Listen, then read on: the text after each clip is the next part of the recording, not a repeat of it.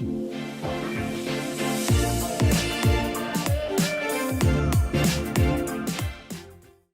to the Unlimited Mindset, how to have more success, time, freedom, and peace of mind with your host, Camilla Calberg. Are you ready for an easier way to create a great life? Learn to shift what no longer serves you. On the Unlimited Mindset, you develop understanding, awareness, and knowledge of being consciously aware. Camilla knows firsthand what results you can achieve when you commit yourself. She is the trusted advisor to successful leaders in the pharmaceutical industry with a desire to share what she knows with you. You are your own leader. Everything starts and ends with you.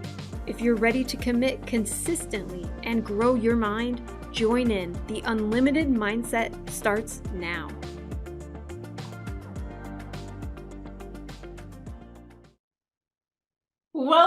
Welcome to another episode of the Unlimited Mind, and happy Monday. I'm broadcasting from Denmark, and today it's bank holiday. The sun is shining, the blue sky, and I'm so ready to talk about decision making. Are you ready? I hope so. Make sure you get pen and paper, because I will reveal some insights and some tools that you can use. That I hope, and that I guarantee you will. All right. Decision making. Why on earth spend time on decision making? Let me ask you this question. Do you find decision making or making decision easy or hard? How much time do you spend on making a decision? When you spend that amount of time, are you then confident that you made the right decision? See, there might not even now surface some no's or some maybes. You are not alone. Many leaders struggle with decision making. I see it firsthand in my own practice. And actually, I attended a summit last week with keynote speakers like Stephen Covey, and we talked. There was 4,000 of us. We dived in on, among other things, decision making and the mindset, and it was really interesting, and I could relate. And that's why decision making is a hot topic today. Let me share my story in decision making. Later on, I'll give you some tools. Let me share some story as my story, which you may be able to relate to. Until I started to understand the power of decision making and trusting my gut, my intuition, I spent hours or days on decision making. I did not even invite in two options to research. I opened a span of opportunities. We can do that and that and that and that and that. And guess what? I stretched myself. It affected me it affected me mentally because I was tired. And I was tired because I was so afraid of making a mistake. What if I made a mistake? What if? At that point in time, I hadn't learned to enjoy the process. I hadn't learned to course correct. I thought it was either or. And many people do. Many leaders do. And this behavior, this way of thinking, I did not even apply that in my professional life. It was also my private life. But ultimately, when I reflect back, or when I reflect on it, the opportunities or the cost were high. I spent so much time, and because I investigated and researched what was to be good and not good, later on in my entrepreneurial journey, I wanted to do the best for my clients. I could investigate, and I could proofread, and I could never really feel certain that owning the decision I want to take forward to my client. And I lost so much energy, wasted so much energy, and the time, and moreover, I downgraded other activities that was equally important because I invested all my time, all my energy on doing the best. This perfectionism. That is not, that examples are not good decision making. But you know what to be true is that when you make a decision, now I'm actually going off tangent, but it's nice because I'm in the flow. It's all about being fast, not like fast, so you don't deliver quality, but it's about allowing yourself to reflect on the problem or the challenge you're about to resolve and really listen to your intuition and gut feeling what is to be good. And when you embark on something, you can always course correct. I'll get into that later. But that is really the power of great decision making or good decision making. And also the reason why I share this story with you and we dive in on decision making is that I see this so often in with my clients that they struggle making decisions. Executive clients. But what I know to be true now is that highly successful leaders, they are leaders for at least two reasons. They can lead people and set people up for success. And they are great at making decisions. They don't spend hours and hours and hours in investigating something, right? They have the funnel and very quickly they shorten it down to a few opportunities. And then they got feeling. They say, okay, we go for that. And they embark on that journey and they learn on as they go. Every baby step, they reflect, they learn, and then they course correct. That is what effective leadership, not effective decision making is all about. And you will then ask me, but why do we talk about this in this Unlimited Mindset show? It's about freeing your mind, allowing yourself to tap into your sacred space, your heart, your gut feeling, what you know to be true. You have a life long where you make decisions. You've probably been in similar situations before. What went well, what didn't went well. Learn from your experiences, learn from your failures. And then you'll be able to fast forward or make decisions that will make you move forward faster. It's about making it easy for yourself. It's about making it smarter for yourself. So my question to you, so in the flow, my question to you, have you ever found yourself being afraid of losing out on opportunities when you are about to make a decision, as I've just shared? Have you? Most likely you would say yes. If not, let me know. I'm always up to learn. And if you have any questions, let me know as well. And if you have invested your time in something and didn't really turn out as you wanted, how did that affect you? How much time did you really invest in this decision-making process? And how does the fear of making a decision hinder you privately or professionally?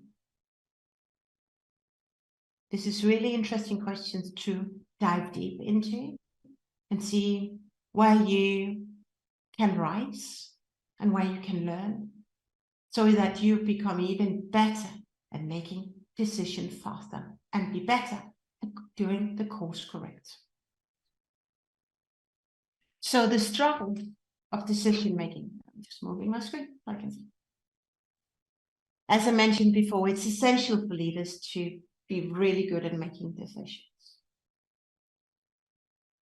Inspired by chief decision maker in Google,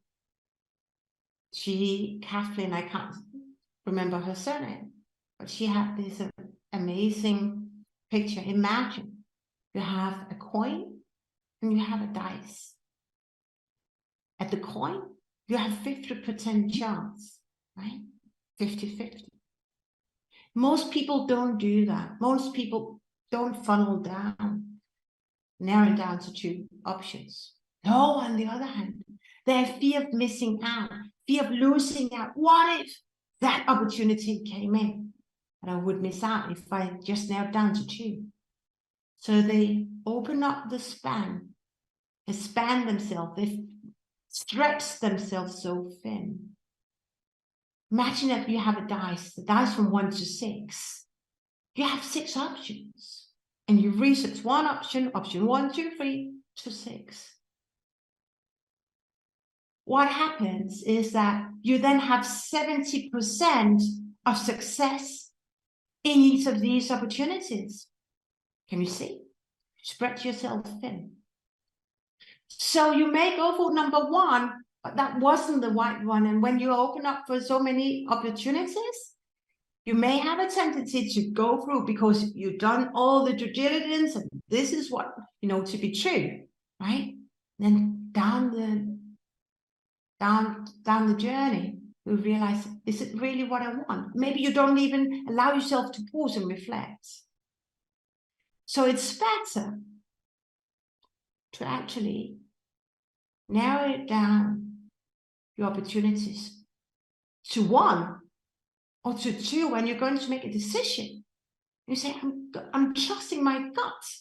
This is what is best for me. It's obviously, that's why we talk about the limited mind, allowing yourself to surrender that this is what you want. This will set you up for success. And if it doesn't, on the journey, you have the power to course correct. See, that is power of effective decision making. But unfortunately, people in a broader scheme are afraid of making decisions, afraid of losing out. And if we get into the corporate world, maybe that we're afraid of missing out. We're afraid of making a mistake. But what if we would lose our job? What would people think of me? So all these what if, obviously it depends whether you work in a high trust organization or a low trust organization. But still, when you trust yourself and you're quick at course correct, you spend your time and energy much better on narrowing down in your decision-making process to just considering 2 options. We're now coming up to a break. Stay tuned, because after the break, I will give you 5 strategies to help you become even better at making decisions. I will also share a really interesting survey done by McKinsey that will shock you, or at least give you an eye-opener of how much time we spend on decision-making. Time you could spend on other things, right? So make sure you come back after the break. It's going to be so good. And this will set you up for success. It will set you out of the crowd, but you will jump ahead when you know how to do decision-making the right way.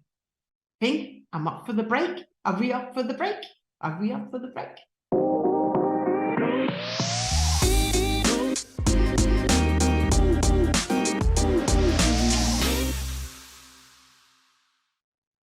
Welcome back after the break. We're talking today about decision making, something that most people are not aware about how much time and energy you spend in decision making, inviting in all these opportunities to research and investigate in order for you to make the best decision.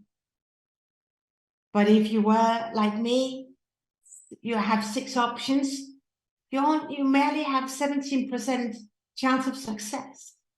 So I want you here today to help you course correct that. What if you could be better at making decisions, better at delivering results, right? Now, this second part of the show, gonna dive in on two things. Look at a really interesting survey, or survey from or study from McKinsey, and I'm gonna give you 5 hacks to improve your decision making. Okay, decision making. We all make decisions in our private life, in our professional life. McKinsey asked a series or portfolio of leaders about how much time they used in decision making. And for me, the results were shocking. On average, half of the respondents reported that they spend 30% of their working hours on decision making. 30% of the working hours. And 25% reported that they spend majority of the working hours to make decisions. Wow. Where is strategy? Where is operation? Maybe leaders don't go so much into operations.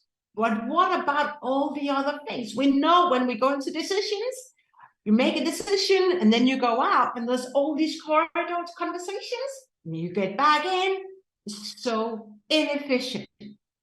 Moreover, the study revealed that 40% of the C-suite respondents indicated that they spend more than 70% of their time on making decisions. Wow. And I can relate to that. Not that I've been a top C in the big organization, but I've supported executive leaders and I've been serving them. And there's one board meeting, a steering committee meeting, and you just drag them in and they make decisions, right? They're involved in decision makings. Wow, 70% of their time. I just couldn't believe it when I read the study. And here's the kicker. Many respondents feel that the time is not well spent. Can you relate to that? I certainly can. And shockingly, the study revealed that on average, 61% of the respondents believe that most of the decision-making time is used ineffectively. It's time killing. It drains our energy. It drains trust in the C-suite and the leaders that they're not able to make right decisions. You heard that? I've heard it numerous times. We don't trust because they're really bad at making decisions. So for me, this was a red flag. We need to be better at making decisions. And we can. How can we do that? We can do that trusting ourselves and really decide how much time do I want to make on decisions or allocate to decisions. Leadership is about making decisions and leading people, right? That is what it is. So we want to drop perfection. We want to drop not spending 70% of our time on decisions. I know, again, I mentioned in the beginning, I'm going to do another live on culture. I know that when it's a low trust organization, you tend to spend more time on decision making, but it's not setting you up for success rather than trusting yourself and say, this is what I know to be true, and go pave the way for authentic leadership. So my question to you is, are you surprised about the data from McKinsey? And what do you see in your world? And how do you spend your precious time on making decisions? It's worth reflecting. And I bet there's also an opportunity for you to spend your precious time differently. Start trusting your guts even more. Okay, I'm coming to the last but very important section in our time together today. I want to give you 5 strategies, 5 steps that will help you make even better or more efficient decision making. These are steps that I use and which I teach my clients and my executive clients. And if you need some help, want some help, you don't need it. If you want it, reach out to me, camillacalberg.com. Ready for pen and paper? First thing, you want to make time to analyze the problem or the challenge. Very few people make time to analyze what they're about to resolve. So make time to analyze what you really want to achieve. What is it that you want? What is that you desire? Not the result per se, not desire, but what is that you want and why? And then draw in on your past experiences, right? You have years of professional experience, also in your private life, your whole life. That's precious. Use that. Don't cut off your intuition. That's part of your intuition. Your learnings. Use that when you make decisions. You know what went well. You know your learnings and what went really well. And here, this is so big, and that's why the unlimited mind comes in. Tap into your intuition. My body responding now. You know what works. You know when you allow yourself to breathe, tap in. You know what is the right thing for you. You know what's the right thing for your organization or for your family. You know what is true. Yes, that is maybe fear, but then let's work on that fear together. But you know what works. That is intuition. More and more successful leaders, executives, bring in intuition to be more effective at leading and making decisions. And then number 4, have people be curious, courageous enough to make bold decisions, right? Stand up, own your voice, own your intuition, right?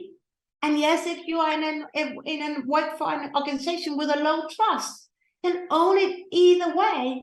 Because if they're going to say you're no longer part of our team, that is not why you should be. Because you're meant for greater things. Say, Camilla, I can't use it. But let's jump on a call. You're meant for greater things. You can create more success based on your intuition. I bet that. In a high trust environment, a mistake is considered a mistake, and learn fast, and then even better results will emerge. And last but not least, faster and fast and fail fast culture. Have a wall of failure. Right? Celebrate the failures. Celebrate the mistakes. Learn from the mistakes. We don't learn from our successes. We learn from our mistakes when you allow yourself to surrender, to slow down. So, one and only question for you right now, before we wrap up, is how often do you make time to reflect on a problem at hand before you start finding out what to do, the decisions making process? How much time do you allow yourself and your team to spend on reflecting before you start saying, we're going to look in that and that and that? Let's jump on a call if you have any questions on how to improve. Wrapping up, I hope you can see by now that decision making is an art. And the more you master effective decision making, the more time you free up to do other things, the more time you allow yourself, the more time you allow you, the more time you free up to do other things, and the easier it is for you to embark on a decision A and be curious about, does it work or does it not work? And then you're quick at course correcting because you allowed yourself to reflect in the beginning. Effective decision making is important. When you do it correctly and you master that art, you will have peace of mind. There's less stress in your body. It will just be so much more joyful. And you will see that your team will become better at making decisions. Wrapping up, are you ready to take the next step into becoming a greater leader? Are you ready to join one of these few people on this planet who are authentic in leading? We need you. We need more authentic leaders who also dare to fail and make mistakes in the decision makings and quickly at doing the course correction process. Are you ready for that? If you're ready for that, say yes, help, right? Let's work together and let's go out and inspire other people. That it's okay to make mistakes in the decision-making process. Enjoy the process. It is okay to learn. A mistake in the decision-making process is not the end of the world. It's just giving you more insights and more data to help you make it even more and better decisions. That's what it's all about. It's about creating so much more impact with joy, with ease, and with flow. When you learn to master the art of decision making, allowing yourself to surrender to the process, owning your voice, tapping into your intuition, it is so worth it. You step out into your world and you step up to greater leadership. You will enjoy it. You will inspire more people to do the same. And I bet you will inspire the people in your leadership team. Thank you for being here. I'm so grateful. If you want to have a chat, if you're ready to level up, to step into more greatness, I'm here to support you. camillacalberg.com. You'll find me on LinkedIn as well. I'm here to support you on your journey. You can also jump on a 20-minute chat if you want to explore how I can set you up for success. You may have a question. Let's dive in on that as well. I'm grateful that we connected. Stay tuned till next time. We're going to dive in even deeper into allowing yourself to step into more greatness and be that amazing leader everyone wants to follow. Bye for now. You have been listening to The Unlimited Mindset, how to have more success, time, freedom, and peace of mind. Tune in every first and third Monday at 9 a.m. Pacific on transformationtalkradio.com with your host, Camilla Calberg, as she helps you create a great life in an easier way. Learn the why, what, and how of conscious awareness and shift what no longer serves you. Camilla knows firsthand what results you can achieve when you commit yourself. Create your future today. For more information, visit calbergcoaching.com.